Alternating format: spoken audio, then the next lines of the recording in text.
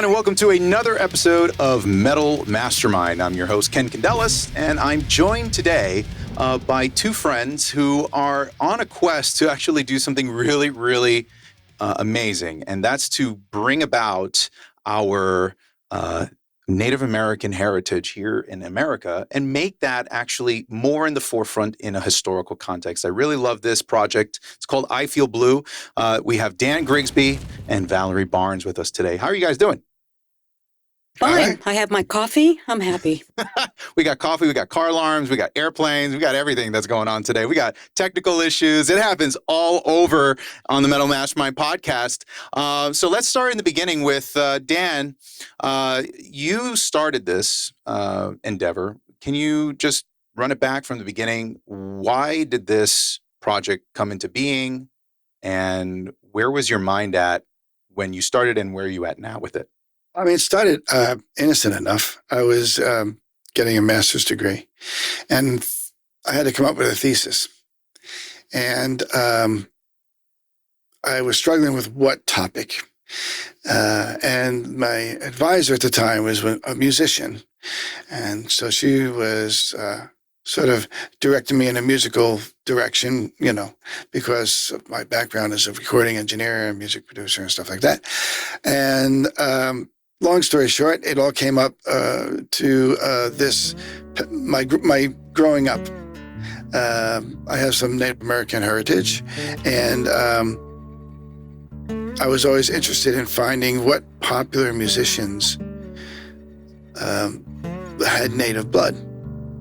And of course, at the time, I was, give away my age, but at the time it was like Redbone, Come and Get Your Love. It was like Jesse Ed Davis, who played with Taj Mahal and Jackson Brown, That's right. So she said, well, why don't you do something that's related to that? Moon in the water, nothing's where it's supposed to be.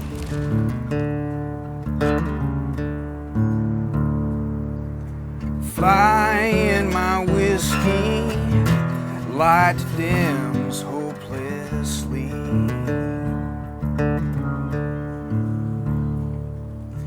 Live someone else's life, can't see my way to getting free. So I said, all right, let's bring it to the modern day and let's see how many, there was a film that came out right at the same time called Rumble, Indians That Rock the World. But they were pretty much talking about well-known or established or Native artists that were sort of crossed the line so that, contemporary America knew who they were, either from television or from their music. So I said, well, I want to do something with people, Native musicians that are out there that are not household word names, right? And also I want to really focus on the collaboration between Native Americans and African Americans in the formation of what is academically acclaimed to be the only real original American musical art forms, which is blues and jazz. Blues and jazz started here in America, influenced by whatever, but it was something that was developed here, right? This is interesting because, here in the Metal Mastermind podcast, you're like, what are we talking about? We're talking about this, and it's like, doesn't feel like it's metal at all, but it's almost like it's part of the bloodline of metal. And blues, talk to Ozzy Osbourne or Rob Halford and all these artists who have been so influential in the metal community, which of course our audience knows, but to learn and understand what came before then, even to the point where we're talking about this is the stuff of history books that in my experience was omitted. And it's really important to me as your friend, but also as a colleague who works in a education environment, to bring that awareness to the front page, because we almost take for granted, and maybe you might agree, but we almost take for granted that growing up, it's what we're told to us. We're almost taken as gospel, and it's like, okay, this is what it is, and then they leave a lot out. We find out later on, and I Yeah. want to find out here as well. You know, Val, like, where did you step in? At what point in time did this project become of interest to you? Well, I held it at gunpoint. it's amazing what you'll say yes to when you're held at gunpoint. Well, I have a music background. I studied music at university, you know, so I've always loved music.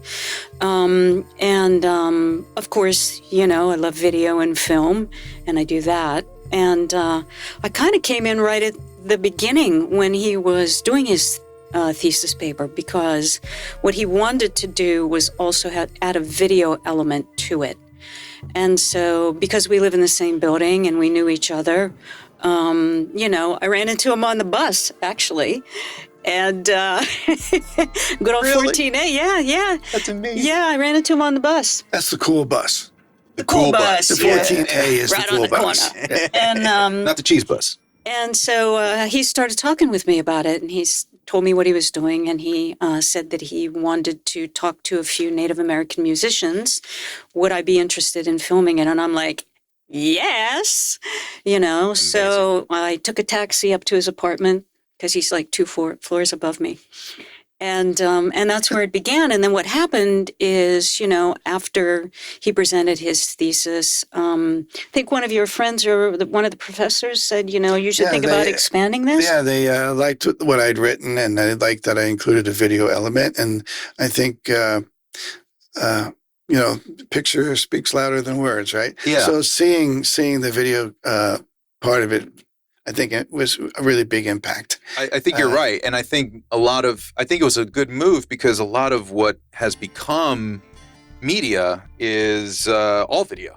And when we consume it so regularly, it's become the new textbook, you know? And I find that to be also kind of a entertainment towards our industry in, you know, what we do as musicians and artists and audio engineers and video technicians and, you know, everything that we do. Two things. I just back up a little bit because you mentioned Ozzy, right? Yeah. Ozzy loved working with Native musicians. Randy Castile was his favorite drummer. And a phenomenal drummer at that too. And Randy was Native. That's so cool. Yeah, I used to love when he did that thing with his head, the kick drum. They're like, Yes. dun, dun. Yes. You He know? was a showman. He was. Mr. Randy Castillo!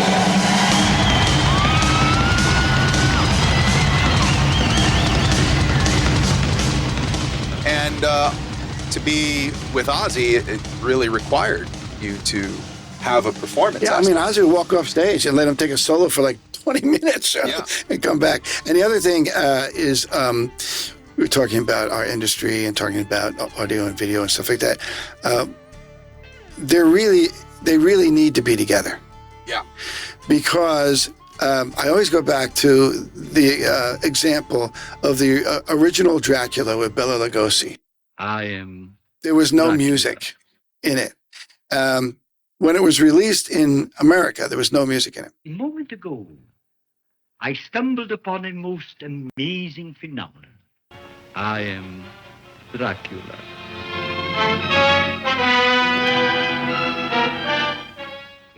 When it was released and distributed to France, the French distributor said, we got to have music in this. And they wrote music score to it. And almost immediately, it became 10 times more scary. Yeah. Because what you're seeing and what you're hearing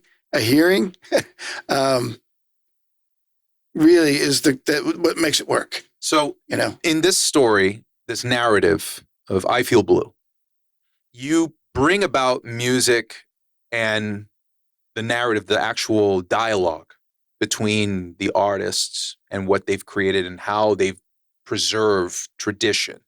That's the tricky part for me, because, and it's something I really fear. I'm afraid that I didn't get what I want yet. And if I don't, I feel like I'm going to let down all the people in the film are going to be let down. Is it the soul of the? It's the music is the thread, right? They're all musicians, But the underlying story is where I really wanted to go, about eventually what the story is in my heart, in my mind, is that indigenous people of North America don't get credit for contributing to American culture at all. Well, I woke up this morning, yeah, dreamed I saw the end. Yeah, I woke up this morning, dreamed I saw the end. Think about this, it's amazing. Native people of our country were accomplished in doing many things, but one thing they've done that European-based or white America, whatever you want to call it, seems to have a very difficult time doing, is living in harmony with our planet, not polluting it, not creating bad food that makes people ill. Okay, you won't have cars and movies, stuff like that, but I mean, it's just really kind of heavy if you think about it just a little bit, But that's my big fear about our film, is that I really want to make sure that that edgy underlying story is presented somehow. And everyone that I've talked to have congratulated me because you're telling this story. This is great. And now I'm thinking, like, do I really have it? So that's a very interesting thing with, I think, the power of community and bringing people together. Actually, in your project, I'm very aware of a lot of things that happen because I work, so closely with you. But you include a lot of people in this effort. Mm-hmm. And a lot of people who have really given their time and energy because they felt that they also believed in that message. And that's where actually I want to talk to you, Val, is when you're capturing these moments, like what's going through your head as a videographer, cinematographer, DP, right? Being able to actually get that moment where we have them vulnerable, expressing their stories. I mean, what is that like? Well, I think, you have to create an atmosphere of trust. Because if people trust you, they'll open up to you. And so you don't really have to do very much. And I feel that, with Dan, they trust him, they connect with him, and they connect with me on a different level. But I think they understand we're not there to do this the wrong way. We want this to be the truth told. We want this to be authentic. And we just want them to talk about their story and play their music. Do you think that part of your setup when you go to these places plays a factor into that? Well, I try to be really hands-off, but I'm used to working like that. I don't want to see a camera, with stuff that I've done. And so, I try to be very not in their face. I'm more away from them. So they don't feel like they're being hounded by this equipment. And I think for the most part, they feel comfortable with us and what we're doing. I've never experienced anything with them otherwise. I find them to be very warm, inviting, wanting to talk, Do you think that some of these moments that you captured in the documentary, did they require some amount of rehearsal with the artist, or was it just in the moment, we're just going to play it right there? I didn't want any of that. Everything's Amazing. in the moment. Yeah, So it's all like Everything- firsthand right there. Everything is there. Very early on in the production, I even stopped sending a copy of what questions I was going to ask. I think I did that with maybe two or three people. And after that, like Valerie said, it's easy for someone to do this when your person, your talent, your character in front wants to talk about it. Right now, we're writing a lot about just like the importance of like self-actualization and just being aware of yourself and also impacting others as a result of that. I have a new project called Sweet Tooth. It is jazz music, following in the tradition of like post-Ornette Coleman, but it incorporates a lot of traditional material from my nation, from the Wabanaki Nation. And with that album, I'm really trying to highlight the fusion of and the legacy of jazz and Indigenous identity and how they've always been together. When I would say I'm a Native American jazz vocalist, people would come up to me and be almost like offended. What do you mean by that? It's like, well, I'm Native and I sing jazz, and that's about it. When it comes to the performers, what kind of questions were you asking them to learn about their culture? Well, first I wanted them to let everyone know what their tribal affiliation was, and how broad each one, there's so many different tribes involved. Right.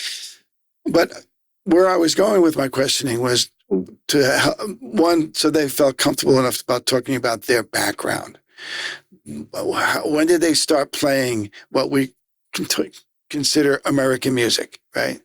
And why? Who was the influence?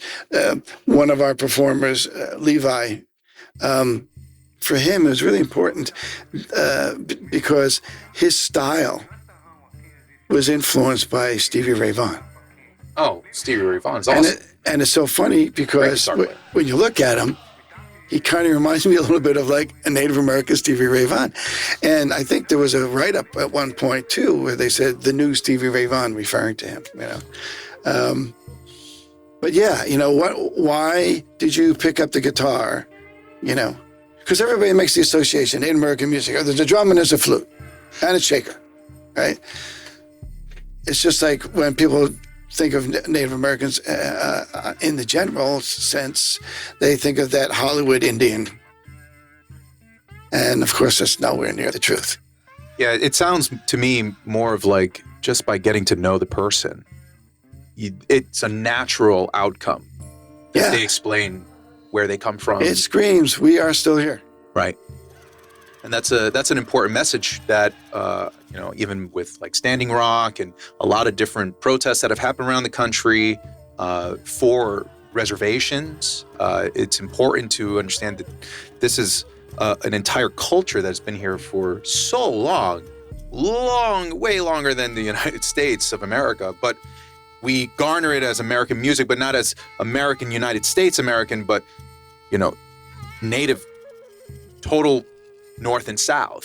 If you ask anyone, continental in general, if you ask anyone where'd the blues come from, they're going to have a very distinct image of African American contribution, and that's important because one thing I don't want this film to be is something that's trying to discredit previous contributions to any art form. All I want to do is let people know that there were some other people involved. It's not like a me, you, who's better. It's nothing, right? There were some other people involved.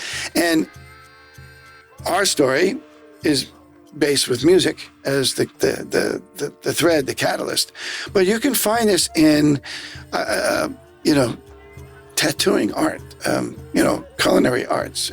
The fact that an indigenous person from this continent or Turtle Island had anything to do with what American culture is today is really not celebrated or talked about or obvious.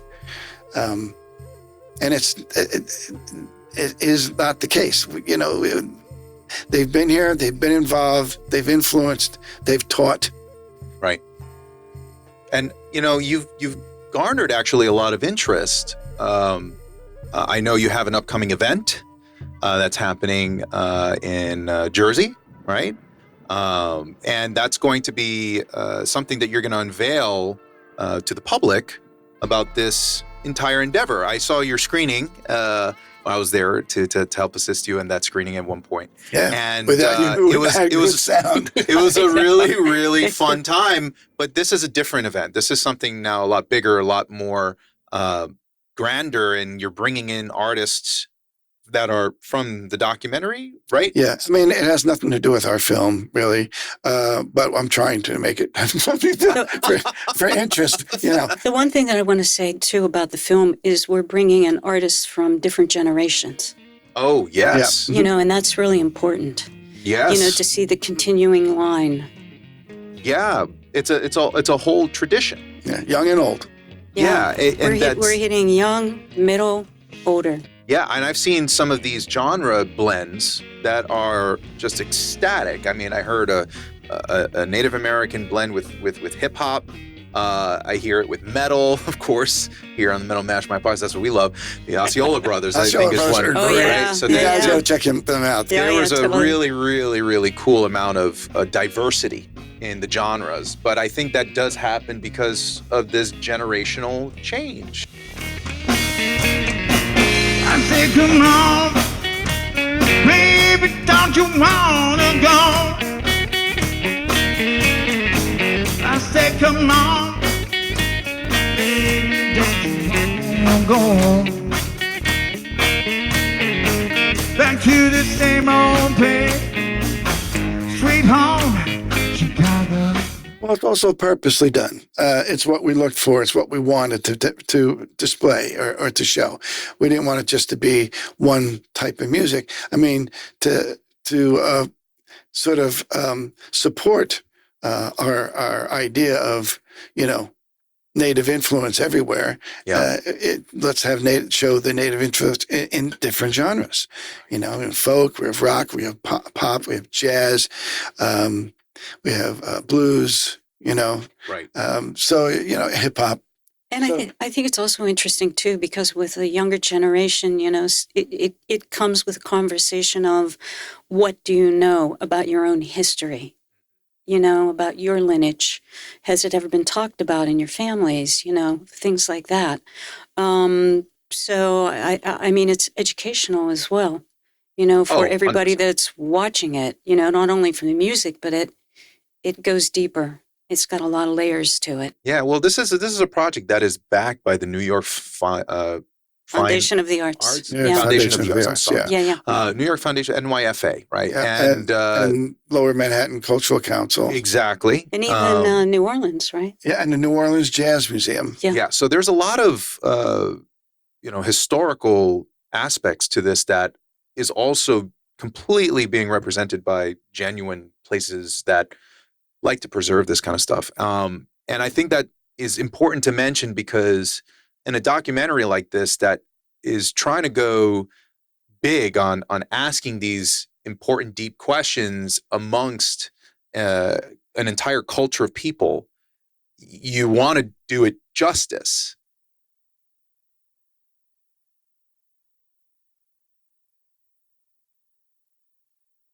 There is such a power in indigenous music that I'm constantly blown away by it. I'm getting shivers right now thinking about it. They all say the blues comes from slavery and all that stuff that happened, but I know that black people and natives are just like this, and my heart tells me. So we're the only racial group on the planet that has to prove our race. When I would ask my mother, what does that mean we're Indian? And she would say, we're a conquered people. And the message was that you need to conform to the greater society. Being African American and Native American, that connection of those two peoples who were brought together, you know, from the very beginning of transatlantic slavery, those two musics would not be what we call the blues today had it not been for the combination of both of those people. My question to you is, how much of that do you feel needs to be left up to interpretation? Well, I mean, everything's up to interpretation, but like any other art form, I think the first responsibility to the artist is that they're happy with it. Why would you present it to, whether you're painting, acting, writing a book? I mean, why are you going to let it go until you feel like it's right? It's done. It's what you wanted to do. So, I mean, I come from a background of making records and producing records. So, Ingve Malmsteen, by the way, guys. Rising Force. Yeah. With Joe Lynn Turner on vocals. Oh, yeah. I can't make that next step. I don't think like a Hollywood producer director. I like to think like it's an album, and you get all the songs right, which would be all the selects, the keeper bits, right? And then I can sit back and say, now I can sequence the record. But the downside to that, and which I've learned from Valerie to a certain extent, is that it doesn't make the storyline clear from the beginning. So you run the risk of saying, oh shit, there's no real transition from here to there. Now what do I do?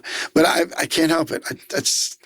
I got to do it that way. Yeah, he's got a little bit of a different approach than the way that I'm used to and working. Since I'm the director, it doesn't matter. But it's really interesting. I just hit the microphone. It's kind of interesting though, because I usually I'm sorry, I almost wore that T-shirt. Oh yeah, Valerie bought me a T-shirt for my birthday, and it says, "'Cause I'm the director." That's why. Oh yeah, that'll do it too. But it's kind of interesting, because collaboration can be a very touchy thing, right? You can't necessarily collaborate with anybody. Yeah. Right? You really have to collaborate with someone that you at least see certain things the same way. And then you bring something a little different to it. But when Dan and I have sat together to edit, or I'm editing something and then I send it to him, and then he wants to make some tweaks to it. Usually we're on the same page with things, and when we've sat and worked together with certain things, usually when he's saying something, I'm like, yeah, okay, or if I'm saying something. So it's a healthy collaboration. Well, we'll see if it stays that way, but. Well, I think, in general, I mean, this is also a very teachable moment in terms of production. Right. And trying to put something, how long have you guys been working on this now? Years. 4 years, maybe. 4 years. Yeah. I mean, that's a long time. I think for students out there who are, trying to get into this field, and sometimes we forget that things with meaning and things that have a much deeper and bigger agenda, they take time. And finding that synergy that you're talking about is incredibly important, because it's allowing this thing to flow and to be able to keep consistent with your methods. And it's going to have, from point A to all the way to point Z, your intention is correct throughout the process. I think the thing to always remember too is that it's about the film. It's not about my ego. It's not about Dan's ego. It's about the film and what's the best choice for the film. Yeah. I could have a shot that I love, but if it doesn't seem to make sense with film, then you don't put it in there. You might want to try to get it in there, or he may want to try to get something in there. But what it comes down to is that you're telling this story. And does this work with the story? And if it doesn't work with the story, then you have to pull it. There's also another interesting dynamic to it. And that's the fact that you're dealing with native aesthetics. And luckily I'm familiar enough, but you never really know. So you have to be careful. You have to walk that line and respect that.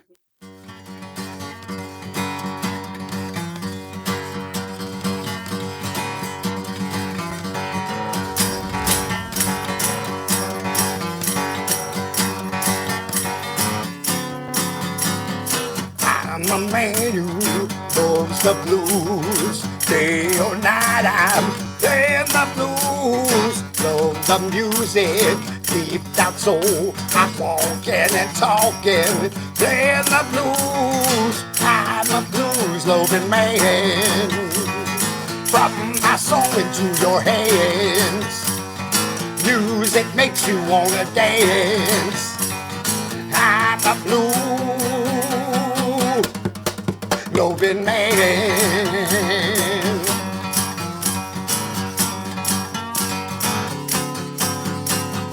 You don't want to be the producer who says, oh, this is my sound, I want to put it on that. You want to extrapolate what was already there and make it more of what it is and better from its own place. Well, it's just to make sure that the things aren't disrespectful Exactly. in any way. I mean, some documentaries, they like the shock stuff, right? They put it in there, but none of that's going to happen in this film. As you move forward with it, what are some of the things that you're anticipating for the release of this film? Is there something on the horizon that you'd like to share about it, or are there other events maybe that are also something that our Something audience should you be aware of? alluded to a moment ago is through the work that we're doing on this film, on our film, I have some friends at Monmouth University. They work for the Bruce Springsteen Center for American Music. And they just recently had a new music building built. And it was funded by the Hard Rock. And not many people know, but the Hard Rock Casino and Hotel is owned by the Seminole tribe in Florida. So they made a stipulation saying that they had to have, at the opening of the dedication, they had to have a concert with all Native musicians. Wow. So they knew that we were doing this, and they reached out and asked if I would be involved and help them. And I said, yes, of course. They made me the production manager and music director. And I'd say 90% of the artists that are playing this show are artists that are in our film. There are a few that are not in our film. It's the same sort of bottom line, the same story about, what's the truth, and not everybody's playing flute and doing the jump thing. But Hard Rock did say that when we're finished, they would be very glad to, at least the person I know that I was talking to, they would consider doing a premiere. Oh, that's amazing. Yeah. And best of luck to that endeavor, because I know that would be huge. No pressure. As far as the end goal for this documentary, education, respect, cultural awareness, any other things that you also hope to achieve with a documentary like this? Money. Sign me up. Money so I can pay all the artists that participated in this endeavor. Yeah. Not money for me. That's amazing. No, for the cause, of course. But, I want to see something like this in all schools. Yeah. Something Education. like that. Actually, Valerie has a friend that she went to school with who is a professor at New Paltz. Mm-hmm. And she teaches music therapy. Mm-hmm. And Valerie shared the film with her. And she was very impressed. Our trailer, our short. Right. And she was very impressed. And she said that she thought she could use it in the class. Wow. So Valerie referred her to me, and we connected. And I did 2 classes at New Paltz on Zoom, talking about the experience, the blues experience, the Native American musician experience that we touch on a little bit in the film here and there. And, actually, even in our side conversations where we were just hashing out whatever was going on at work, you had mentioned that one of the reasons why you got into ethnomusicology was because there wasn't really a lot of studies on the stuff that's outside of the classical world, especially in the Western world. But blues is completely the Western hemisphere in its origins. So it's really, really interesting that you took that upon yourself for your thesis to actually get into this as a curiosity to explain another form of music that isn't well documented, of course, like classical music is. But then to bring it into a new format too, and not just say, let's just look at the music and let's just listen to it and write about it. Let's actually create a whole production and let's create a full-on documentary that I would see on something, like a PBS network or something like that. And it's very much up that alley that is such an interesting take from where you've decided to start your journey. And I just want to say that that's a That's a really ambitious endeavor, and it's really hard to do those things. And, honestly, congratulations to the both of you. This is a really, really, really cool project. And I'm thrilled to be even seeing its development move along, as I have for already these years that I've known you. And you, of course, as well. And guys, as you are starting to now get to the final stages, I know post-production's on the horizon for you. And how many do you still have a little bit more to film, is from what I understand, right? We're considering a few other people. Interesting. Yeah. Interesting. Anywhere in the United States in particular, or? Well, close to home, in New York. There is what we have. I've spoken to the grandson of Link Ray, and he said he was interested. And for those who don't know, can you explain? Link Ray is one of the most famous, among the many famous Native American musicians. His big song was called Rumble. It was the theme for Rumble, Indians That Rock the World, that film, which is a great movie. You should watch it. He was the first. He was playing something that was rock and roll before they coined the phrase rock and roll. He was like the first who turned the amp up all the way and stuck a penknife in the speaker so it went. And my brother Ray, he grabs the microphone, right? Because the only mic they had back in those days was just for the singers. They didn't mic the amps or anything. So he just took the mic, stick it down here like this, right? So I just took my amplifier and turned it wide open.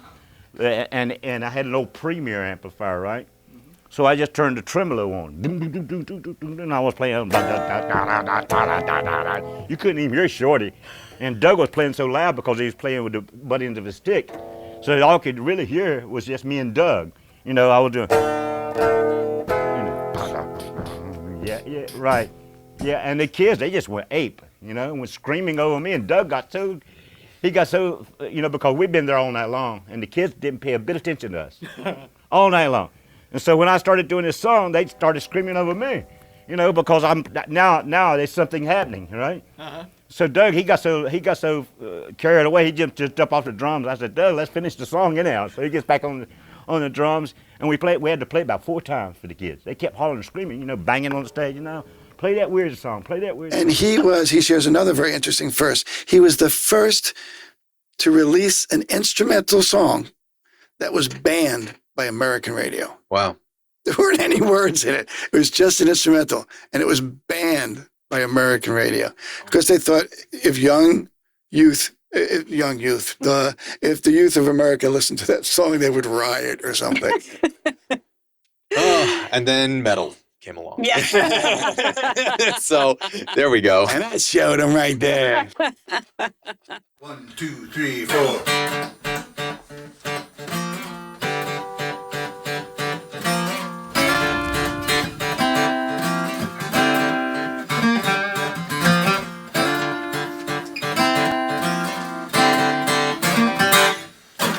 Hey, let me take you for a ride in my Cadillac.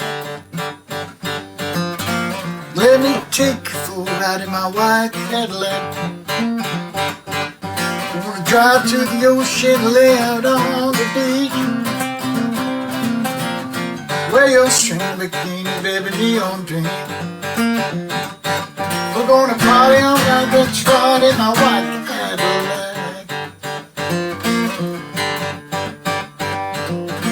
Move a little closer to me, my white Cadillac. I said, move a little closer to me, my white Cadillac. Gonna drive to the ocean. When we get to this point in the Metal Mastermind podcast, I usually like to ask my audience, or not my talent. See, we're all dyslexic here. There's going to be a lot of edits, especially when I bang my head into the speakers. I'm going to highlight that moment, actually. That's where head came from, really.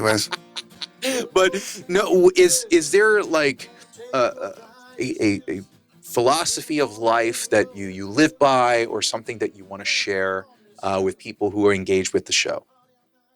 Oh my God. Let's start with you, Valerie. That's a deep question. Philosophy of life. Well, or a highlight of one.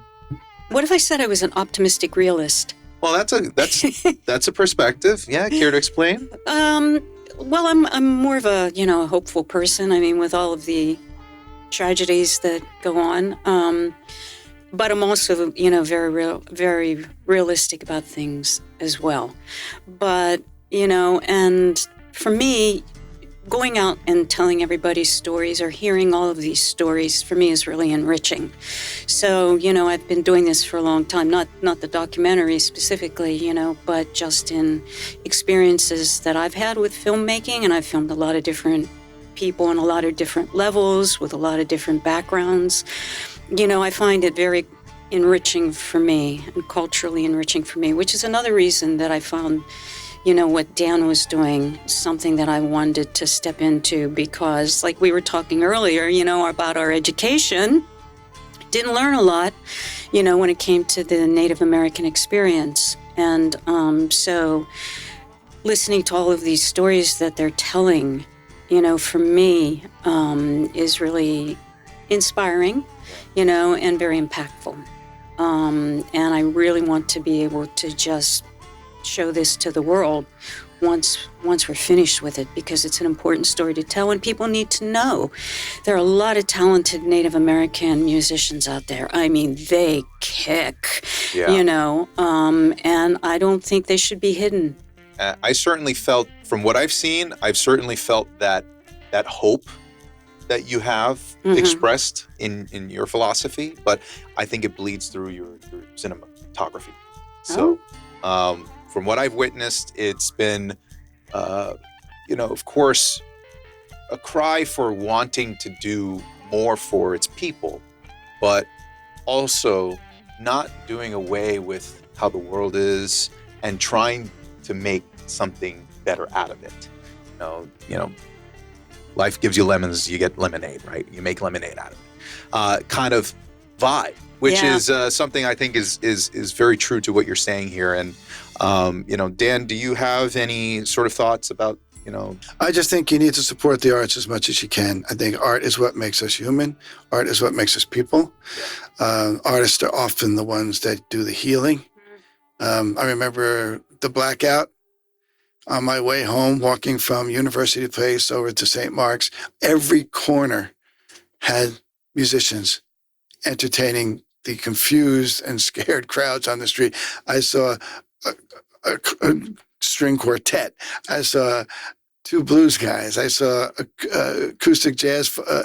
And I mean, it's just heartless. Heartful. Like, I don't know. Without any doubt, they come out because they know people need this healing in a time when things are crazy. I don't even know how to put it in words, but a call to community. The arts, yeah. A call towards community. I completely 100% agree with that. It's been a huge part of my upbringing as well. Personally, I'm actually a 12% native. I have a bit of Taino in me. I'm from Puerto Rico. So there is a really personal aspect about this film that I love. My father used to say he could always tell when he was in the home of someone who supported the arts, they didn't own any. Because it spoke directly to collectors who collect, not because it's a beautiful piece, because it's going to make more money when they resell it, right? Kind of thing. Yeah, that's kind of where he was coming from. I get it. And artists just make more art. Yeah. And we look to artists for inspiration and also, in many ways, guidance. And I think it's reckless to not think that what we put out into the world as ideals and things that are supposed to represent people and communities such as this, that the weight of that influence is not overlooked. And so I think you guys are doing a great job, and you guys have been very responsible about it, clearly as far as I've seen. And who knows what else goes on? We don't know. We'll find out. But no, thank you so much, guys. This has been an amazing talk. Are there any other last things you guys want to share about the project? Specific dates maybe that are coming up that you guys want to mention? We have some things brewing. Yeah. But I don't know if we want to. I'll try to do it. I don't want to guarantee it, but sometime in July we talked about maybe doing another screening thing. But there's work to be done. Where can people find more information about I Feel Blue? The best place I think is to go to the New York Foundation of the Arts and type in, look under projects, and type in I Feel Blue. And there's some stills, there's some short videos, there's a trailer, there's a director's statement, there's some background information on what we're doing. So that's kind of the easiest, I think, the best place right now to go. And then we also have an Instagram page as well. That's correct, yeah. You can, if you have your phone, you can just hit it. I Feel Blue. Yes, and we'll be sure to put things like QR codes and stuff like that on the screen for everybody to be able to follow you guys. Thank you so much for your time. Thank you for having us. This has been a very, very thrilling experience, especially with, of course, all the technical difficulties before we started this podcast, which, of course, I tested the night before, and it just didn't happen to want to work today. The big question is, have you guys seen Ken Squatch? Oh, he's going to make me pull it out. Yeah. Here we go. Yeah. Ken Squatch. There we go. There you go. Look at that beauty over there. Hopefully that's in focus. Is that coming up there? You can't see your face. It's too dark. Pull it back a little bit, Ken. There we go. Ken Squatch. Little turn there. Yeah, this was a really, really great little trinket that was created by our good friend Andrew Boswick. Honestly, gotta say, this is what community does. We do things for each other. We have fun. That's right. We throw parties and we get together and we try to make lemonade out of lemons. That's right. So thank you very much. Thank you, Dan and Val. Thank you so much. Pleasure. Appreciate it. And for all you guys there, of course, you know where to reach metalmastermind.com for all of your education resources. If you ever want to learn about music production, or if you ever want to learn about music technique, or, engage with some historical, documentary work that seeks to ask the questions about, where are the origins of the blues, which of course influence metal. Here we have, part of that on the Metal Mastermind podcast as well. So check it out, metalmastermind.com. And until then, as always, as we say on this show, create your own sound. Ain't no color in blues.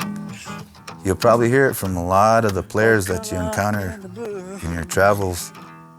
We can express ourselves. We can say things that your heart translates. Ain't no color in the blue. This was such a terrible place for me. For me, the blues started right here at this United States Indian boarding school. All of it is ancestors, all of it, whether wind, spirit, all of it, everything, all the DNA in the tree, it's very alive with all our families. Did you know what we are? We're stolen people on stolen land. That's who we are. And that's blues. The blues is right here. It's the only place in the world that it exists.